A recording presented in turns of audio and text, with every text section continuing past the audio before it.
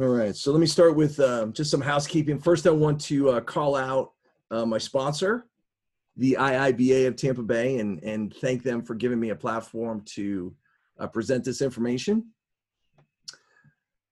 And welcome back. If you've been at the first couple of sessions, welcome back. If you're brand new and this is your first session, then welcome to your first session. You will get at the end, I'll send out to anybody that sends me an email requesting it. I will send you a copy of the slide deck as a PDF, and eventually I'll get the recording to you. I apologize, I would have had last week's done, but I had to help my mother, who's 80 plus years old, move this week. So I've been really busy with that, but I will have last week's and this week's out to everybody who attended in the next few days. So with that, let me go ahead and start. For those of you that have not been on one of these sessions, my name is Richard Frederick, and I teach a course, actually two courses, specific to business data analytics, the language of data.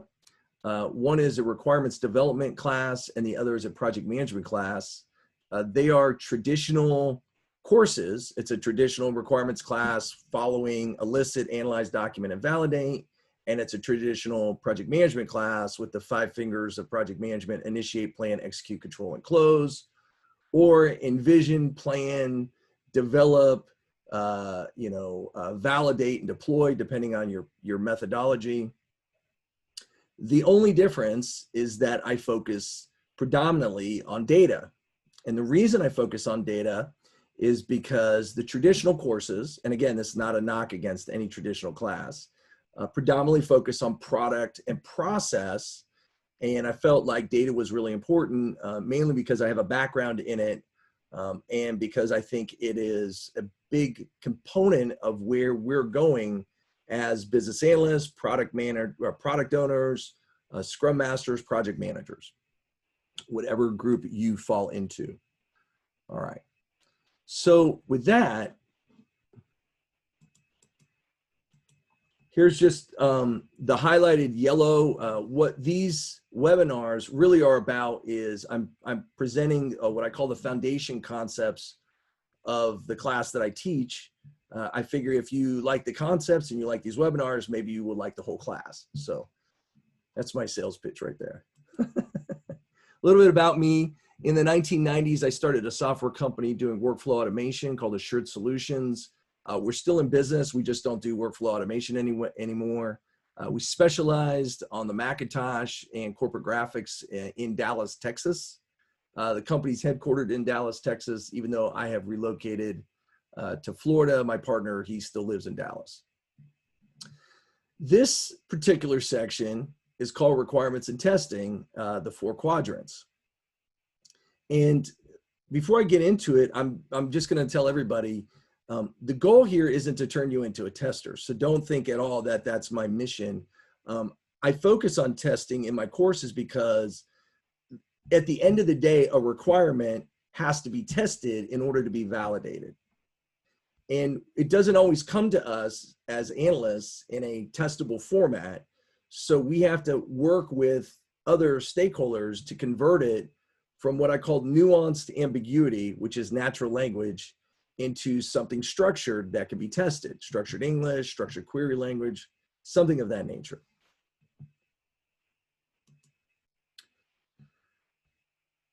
On the first slide that I showed you, and let me just hop up there really quickly because I just realized this. The thing about converting nuanced ambiguity or natural language into structure is that nobody really knows exactly how to do it. That's what all these symbols are for.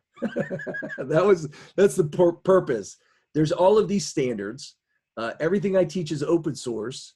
My goal is for you to train the trainer, take what you learn in here and go present it to someone else. Hopefully you'll save them some time and energy, but recognize that everything I'm presenting to you, none of it I invented. So these are all the different standards that I pulled my information from.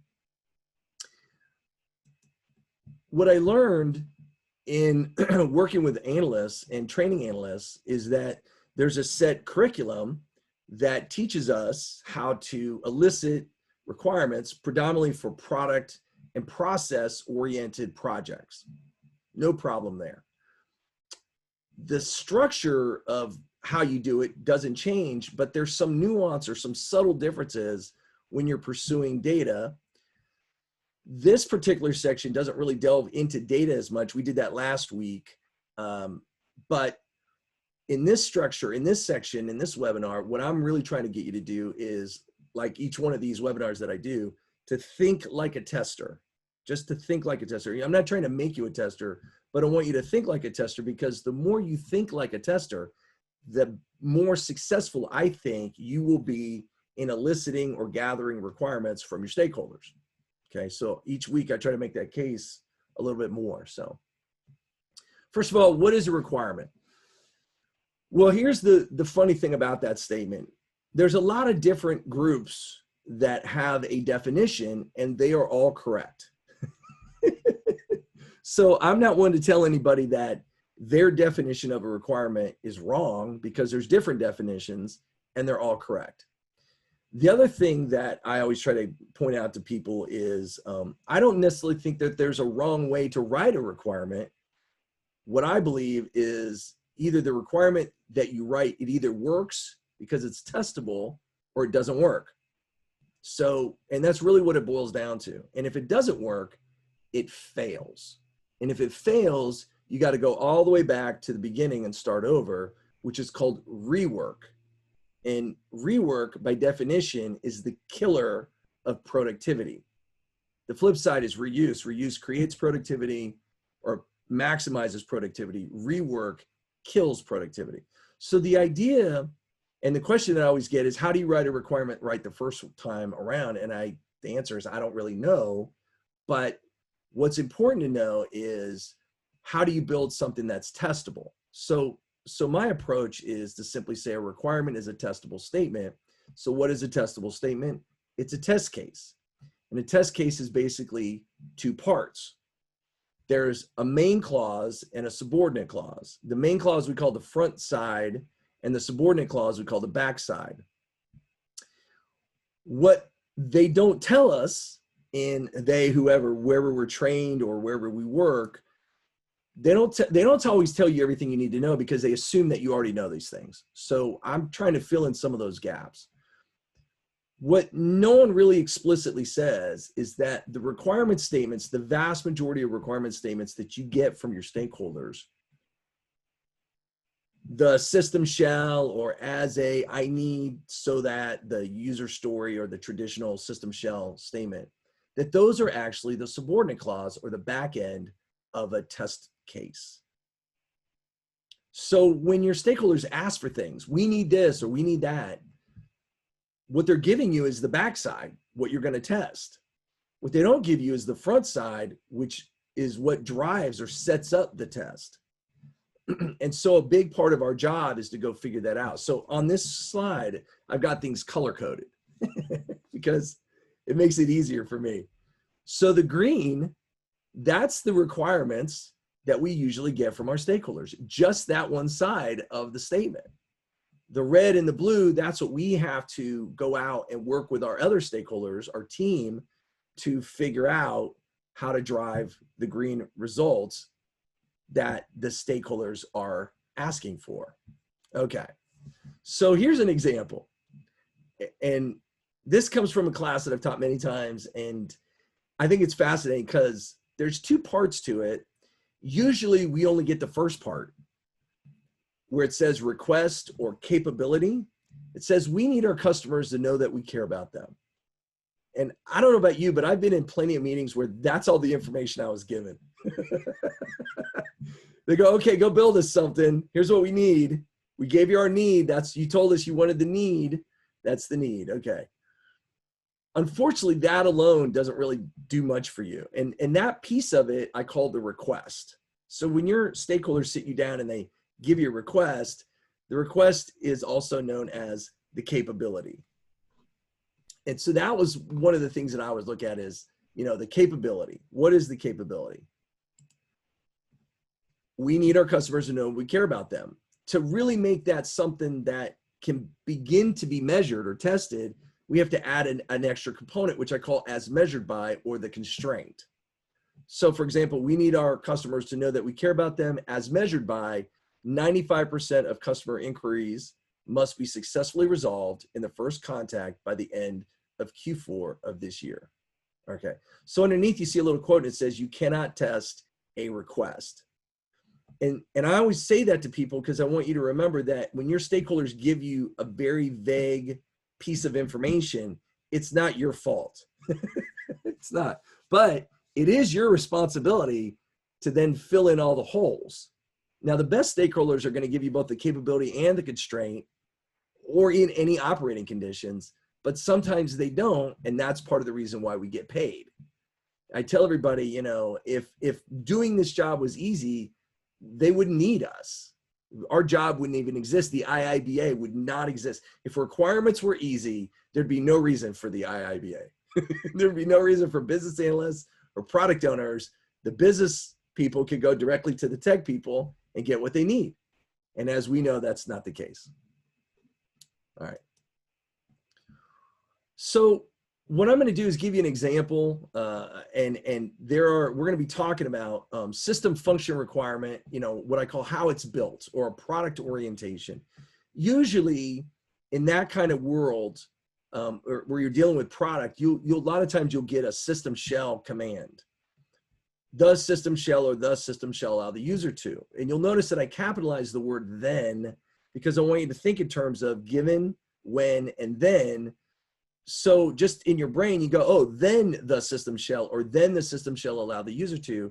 That lets you know that you're dealing with the subordinate clause, or the back end of the statement. So then that begins the process of then trying to figure out what the front side is. But a lot of times we're given a partial back end, and we got to finish out the back end then before we can go hunt down the front end that drives it. All right. So the system shell capability as measured by constraint, we just give you an example of that, or the system shell capability operating within a condition, which is a non-functional as measured by constraint. So the capability is your functional component, and your condition under which it operates can be a non-functional component. So a lot of people believe that there are functional requirements and non-functional requirements, and that's correct, but they can also be part of the same statement, and that's correct as well. So again, there's no wrong way to do it. There's just different ways. Here's kind of a business requirement user story. And I always say how it's used, or a process orientation. So when you're dealing with people in their process, using the system shell doesn't always lend itself to communicating effectively. So user stories are a great way to gather illicit information from your stakeholders. As a actor, job title, stakeholder, I need a capability, some kind of functional requirements, so that benefit, whatever it is that benefits them as measured by constraint. Now you'll notice only 2 of the bullets are colored, right? Because most of a user story is just fluff. It doesn't really lend itself to the test statement. You don't necessarily need to know who the stakeholder, actor, job title is, and you don't necessarily need to know the benefit. You do need the capability, and you do need the constraint. So again, just information. But one of the things that's really useful, and this really comes out from people who do a lot of user stories, is the concept of acceptance criteria, which again, given, when, and then, we just talked about a testable statement as a given, precondition, or an input. When is a trigger or a process or an event. When that occurs, then you have some kind of planned output. That's called acceptance criteria in the user story parlance. But the given, when, and then approach is very useful when you're listening to your stakeholders tell you their needs. So a lot of times I'm, taking notes, and I'm listening, and they're writing down their needs, and then I have to come back and try to elicit what the preconditions are, what the triggers or the process might be that drives that need. Now, in a traditional test format, you take whatever is written, and then you test against the planned output. You test the actual result. You go through that process. And if there's no variance, the test passes and everybody's happy, we hope, and we move forward with a finalized whatever it is that we're building. Okay. But now I'm going to throw a little curveball at you. and just point out that it's not as easy as it seems. So here's a traditional user story on, a little post-it note. Banking application user story, transfer money between accounts, very common way to write it, maybe in your backlog. As a bank customer, I need to transfer money between my accounts so that I have money where I need it to be. Great. So I'm going to add the acceptance criteria underneath, and you'll see I have 2 scenarios. Now I could have dozens of scenarios, but I'm only going to pick 2 to just make a point right here. So I go through my user story, and then I have scenario number 1, sufficient funds. So I say, given account A has $125 available and account B has $375 available. This is the front end of the test case. When I transfer 200 from B to A, then, now look at the back end, then I should see a confirmation message, and A should have 325 available and B should have 175 available. So when I go to run the test, I actually walk through that process, I should see a confirmation message that particular scenario has passed. Okay, now let me give you a different scenario where there's insufficient funds. Given A has 125 available and B has 375 available, when I transfer 200 from A to B, which you can't do, then I should see an error message. And A should still have 125 available and B should still have 375 available. But when I actually go to test it, if I see a confirmation message, then that scenario has failed. Guess what? That requirement has failed. Now, this is a mindset, and I'm going to explain something that a lot of times as analysts, we really, a lot of times, only take it to the user story. And in many organizations, some organizations, analysts are testers, but in the ones that I deal with, most analysts only get to the user story, transfer money between accounts. They don't actually go down as deep as the unique scenarios. That's usually handled by a technical group, QA, software, whatever. Now, what the analyst doesn't realize is that every scenario creates a new requirement, technically. So you could have one user story, and based on scenarios, you could have 100 scenarios, which means you now have 100 requirements. And this is why it's so important that you understand how to put it all together, because if you write scenarios or if you write your statements in such a way that they come out incorrect, then you create lots and lots of rework, which then extends the amount of project time, delivery time, and drives everybody crazy, including your stakeholders. All right. So the idea is to recognize that you have power of the pen. That's what I'm always trying to convince my business analysts, is that, you have a lot of power in your pen. Without going off too much on a tangent, I always tell people that business analysts and project managers and scrum masters and product owners design work for other people. And we can design the work to be really efficient and make the process flow smoothly, or we can design the work to be inefficient and it slows everything down. And it's all based on how you write all of your statements and how you write your information. Okay, now, again, the best way to think of this is as a tester. Now, this is the traditional V model of testing, and there's nothing wrong with this model at all, nothing at all. It's traditional. It starts off on the left side where you start at your business requirements level and you decompose or abstract them down to the lowest level. So you got your business requirements ready for use. You got your system requirements, feature, function, use case, user stories. You got your architectural design, service level operations, your unit design, your building components. Then the process of development begins. And as we come back, we start testing, first kind of at a syntax level and then at a nuance level. And I'll talk about that here in a moment. But we come back up and we've got unit testing, which is the mechanics. We've got quality of service testing, which is the environment. We have system testing, which is the product. And then we have acceptance testing, which is the process. We don't really tell you much more than that. We don't tell you what tests fit in those models. And this particular order isn't locked in stone. And that's another thing, is that sometimes we tend to take things literally when really they're just a way for us to kind of get our brain wrapped around what's going to happen. But as you know, if you've worked in this business long enough, there's a lot of stuff that doesn't come out exactly the way it was designed. So including the way we explain things. So I felt like it was really be a useful concept if I took the V model of testing and I put it into what's called the 4 quadrants of testing. So they're the same information, they're just presented in a different way of looking at it. So the way I want you to think about the world from a testing perspective is I want you to think in terms of, first of all, communication.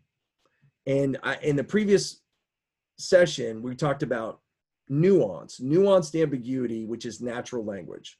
So the business facing side of what we do, the analyst talking to the stakeholder, that's very nuanced. The stakeholders will tell you things thinking that they are very clear until you come back to them for acceptance testing and they go, that's not what I asked for.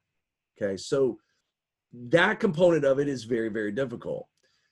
What our job is to help convert nuance into syntax, which is technology facing. So you see the top in the center, it says business facing nuance, and then in the bottom, it says technology facing syntax. On the left-hand side of the screen, it says how it's built, product orientation. And on the right-hand side of the screen, it says how it's used, process orientation. So the idea here is that, and it's not in any particular order, it's just that we had to create these quadrants and they overlap. That's the other thing that we don't really get into but in this session, but I want you to know that they're not mutually exclusive of each other. They overlap many different times throughout your process. But what I'm always trying to get my students to do is think in terms of quadrants when you're listening to your stakeholders. Hey, is that a product syntax type of a test that it's going to need, or is that a product nuance type of a test? So product syntax would be, Q1 integration testing. Product nuance would be system functional, where you got a human sitting in front of a machine. Process syntax, that would be your quality of service, the environment, your non-functional type of requirements, and then process nuance, that would be acceptance testing, where it's very subtle about whether or not the business owner actually accepts what you produced. And their reasons for not accepting it could be very minor, but cause all kinds of domino effects down the way. Hey, we didn't like this or that particular thing. You guys got the requirements wrong. We didn't get it wrong. But it wasn't clarified early on in the process. And so again, the more you can think like a tester, the better it's going to serve you when you go to write both the front and the back end of your statements. All right, that being said, so what do we mean by this? Well, let me just give you some examples of different kinds of tests. There's hundreds and hundreds of tests that you can do, different names of tests. And obviously we can't put them all here. So we just give you some examples, but let's just start down in Q1, which is really an area that's predominantly going to be the development environment. And it's for the most part completely automated today. And it's test-driven development. And in that environment, and many of you probably are working in those kind of environments now, you got your unit tests, your component testing, your integration testing. So when you're eliciting requirements from your stakeholders, I'm always thinking in terms of, okay, that's going to be handled by unit testing. And so the statements need to be written in such a way that it can pass unit testing. This is where I'm going with this. Let's go up to Q2, system testing. This is your user interface testing, where you might have someone sitting in front of a solution after it's been produced, and they're walking through navigation screens. They're doing like the horizontal ribbon, or they're going down vertically on the screen. What they're looking for are errors and omissions. And of course, many analysts aren't trained as testers, which is why we tend to kind of overlook things. For many of us, if it works as designed, then it passes. But that's not really what we need to be able to think about or do. We need to think in terms of, well, what if it doesn't work? So you'll see it says user interface navigation, then it says user interface functional. And the first one is valid data. And that's where most of us are just like, yeah, it works, it passed. But a tester doesn't think like that. Testers are trained to break the system. So they're going to have negative testing. They're going to have invalid data testing. They're going to push the boundaries of the machine. They're going to have what's called condition coverage testing. The more you're aware of this, the more it's going to affect the way you write your statements. And this is a point I'm always trying to get at is you're going to go talk to your business stakeholders. They're going to give you information in a nuanced business format, but at some point it's got to make it all the way through down to syntactical writing for somebody to test. Now you might say to yourself, well, that's not my job. Okay, I'm not disagreeing. It's not necessarily your job, but it's good to be educated about it, because if the statements that you're writing are causing a lot of rewriting, then you're slowing the process down. Okay, now, and I'm about to just shatter everybody's little bubble. Within 10 years, and I'll say this with this 100% confidence because I've been pretty accurate for the last 15. Within 10 years, you'll have an Alexa type of device built in, whether it's your phone or your computer or whatever, that's with you 24/7 that you're talking to about your job. Not just the home Alexa device where Alexa turn the lights off, Alexa turn the lights on, or Cortana or Siri or Bixby or Google Now or whatever your assistant is, but your institutions will be providing you with an interface to intelligence. I mean, that was the first thing that I was trying to teach in the very first webinar, was that intelligence is here. It just isn't fully deployed. It's like 5G. It's here, it's just not everywhere. Okay. So if you are really good at writing requirements, then what you're doing is you're enabling intelligence faster. And if you are poor at writing requirements, you're going to get exposed very quickly. And that's just the thing that I always try to point out to people is because of the nature of how we operate and because of the nature of the learning systems that we have now, when you make errors and omissions, you get exposed very quickly.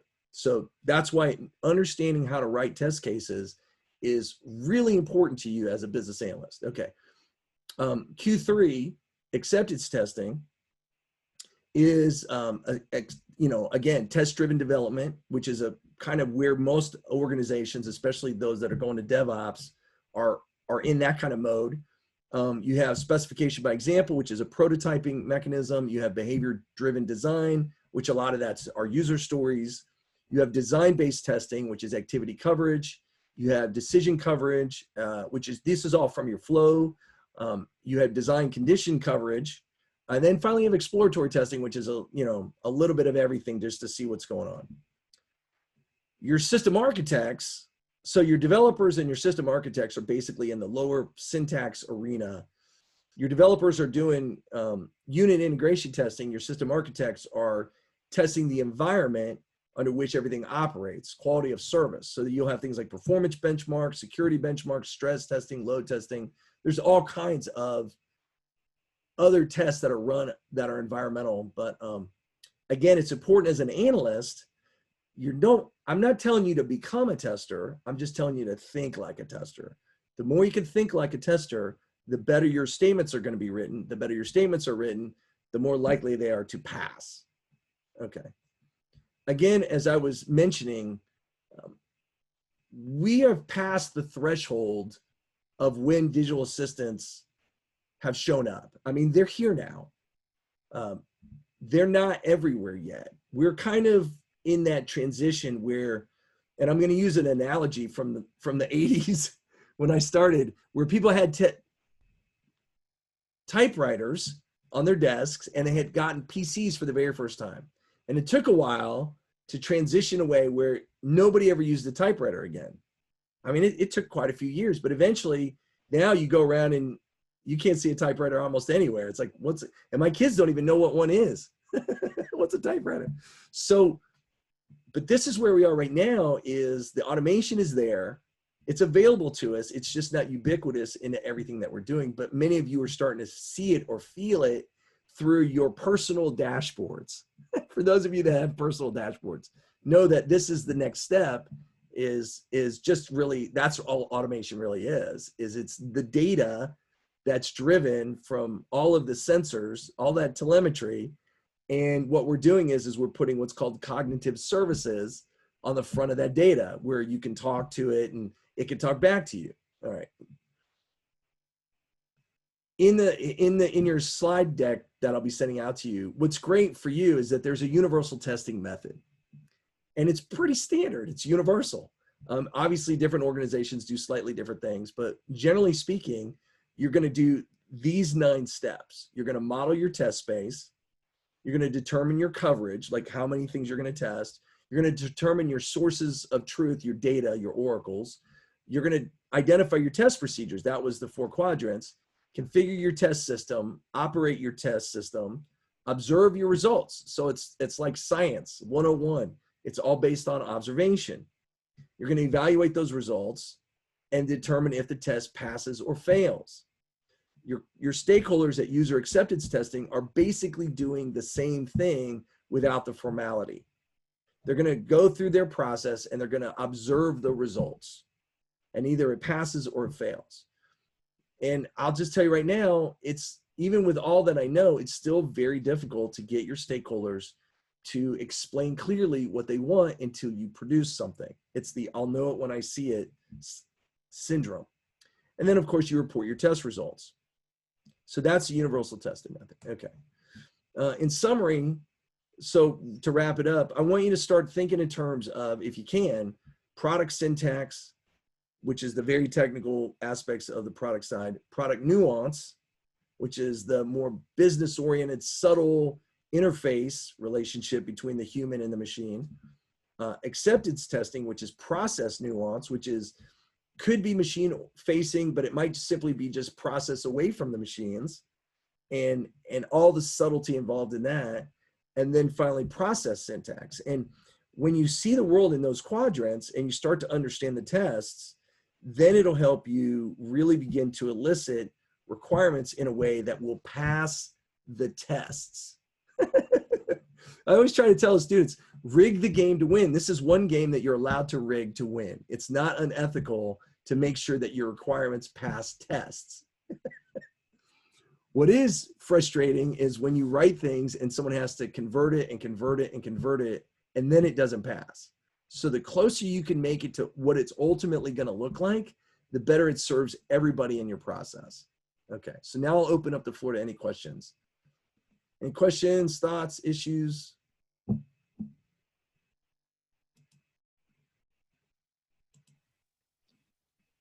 Hey, Rick, can you hear me? Yes. Hey, this is Preston. I had a quick question for you about how this works in particularly dynamic work environments. So thinking maybe like startup culture type of situation. There's oftentimes I've experienced where those who are asking for a project or for a business deliverable don't actually know what they want. Yeah. So when you're getting requirements and the requirements are around something they thought they wanted at the time, and it turns out by the end of the project it's completely different. Right. Like how do you have any advice for working through those scenarios where either they weren't thought of for the test cases, so unthought of test cases, or just generally how to steer the conversation in the right direction to save time down the road? Yeah, so the focus, so it's subtle. You have to be really, really subtle, okay? Because they don't really, if you go back and you say, well, that's not a requirement. Hey, we need to do this. Our requirements are X, Y, and Z. And you go, well, that's not a requirement. Then all you're going to do is create conflict, right? So, and in the beginning, like you say, a lot of times we don't know. Everybody does this. I mean, I'm as guilty of starting a project with a certain set of requirements and then realizing that what I thought was the project wasn't the project. I got all these other projects to do first before I can get to this one. So it's like, I know what the end result I need to get to, but I don't know how to get there. And so that's going to dictate a lot of the changes that happen in the requirements process as you're going through that. Okay. So the only real technique that you can use is you got to try to get people to give you measurable thoughts. which is not easy to do. And it's the term as measured by. And I always do it in a real subtle way. When someone says, hey, we need to do X, Y, and Z, and I'll say, that's great. As measured by what? And I try to be as nice about it as possible. And they say, well, what do you mean? And I'll say, well, you know, you can't really test. We call those statements just, you know, generic kind of requests, and we want to fulfill your request. But we have a testing process, and we're going to have to get it through the testing process before we can deliver anything back to you. So I always tell everybody there's a testing process, even if there's not. I always tell them that there's a testing process. We want to make sure, just like an inspection process, we want to make sure that it's working right, but we need to know how it's measured. In order to get it through that, we got to know how it's measured. And the focus on measurement forces your stakeholders to rethink how they're communicating to you. That's the biggest takeaway that I can give to you, is that you got to get your stakeholders to think not about just the deliverable, but more importantly, how they're going to measure the deliverable. And it's not easy, because a lot of times people are busy and they don't really want to hear that. And they don't want to hear that they haven't thought about it properly. And so I'm not telling them that there's anything that they've done incorrectly. I'm putting it back on the shoulders of testing, inspection. Hey, we gotta make sure it works. So we got to know how we're measuring it to make sure that it works. Now, I don't know if I answered your question or not, but that's the only advice I got.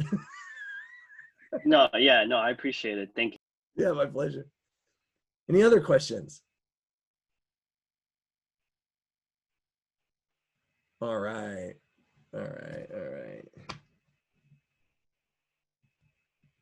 Cool. Well, if that's it, then yes. Let me repeat that. Yeah, if you get a chance, please join the Tampa Bay IIBA. Click on Cliff's link right there. We have a great organization. It's really been phenomenal, especially now with COVID, that we've got, you know, because everybody's gotten used to the Zoom and the virtual environment. So please join our group on LinkedIn. And this is session number 3. I got 5 more going. So next week I'm going to do structured language. Anybody that's been in the last 3, I apologize. We repeated them because we wanted to get them into this new thing. So I got 5 more. The next one's on natural language processing. So we're going to be on natural language processing, and then there's a whole a group of them. So next week and the week after and the week after are all new content. So it won't be a repeat anymore of the last 3. So, but you'll get an invite, you'll get the slide deck and everything else. So great, thank you. Hopefully it was useful. Hopefully you got a takeaway that you can put to use right away. So that's the goal. Yes, I'm working on the recordings at last week and this week. So thank you for asking. Yes, you will get the slides. Oh, to get the slides, please send an email to rfrederick.pmp. I'm going to give you my Gmail account. Gmail. Okay, please send an email to rfrederick.pmp@gmail.com, and I will send you this back to slide deck. Because I don't have your email from here, so I can't really just send it. I try not to just post it. I would like people to. So if you can see, there's my email at the top in the white, rfrederick.pmp@gmail.com. So, all right, excellent. Thank you all for attending, and we'll just call it there. We'll see you guys next week.